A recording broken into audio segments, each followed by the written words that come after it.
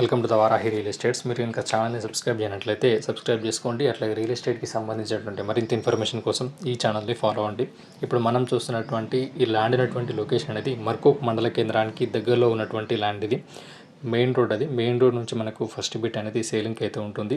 Total land వచ్చేసి 4 acres వరకు మనకు సేలింగ్కి అయితే ఉంది. స్క్వేర్ బిట్లో ఉన్నటువంటి ల్యాండ్ ఇది. రెడ్ సాయిల్ ల్యాండ్ ఇది. ఇక్కడ మొత్తం వాటర్ సోర్స్ ఉన్నటువంటి ఏరియా ఇది. ఎందుకంటే మనకు కొండపోచమ్మ రిజర్వాయర్కి దగ్గరలో ఉన్నటువంటి ల్యాండ్ కాబట్టి ఫుల్ వాటర్ సోర్స్ అనేది ఉంటుంది. ఈ ల్యాండ్ ఉన్నటువంటి లొకేషన్ నుండి గౌరవం రాజు రహదారి అనేది 6 kilometer డిస్టెన్స్లో ఉంటుంది.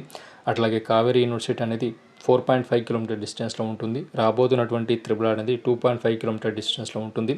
ఈ ల్యాండ్ ఉన్నటువంటి లొకేషన్ నుండి కేసీఆర్ ఫామ్ హౌస్ అనేది 3 kilometer డిస్టెన్స్లో ఉంటుంది. కొండపోచమ్మ రిజర్వాయర్ అనేది 1.5 kilometer డిస్టెన్స్లో ఉంటుంది.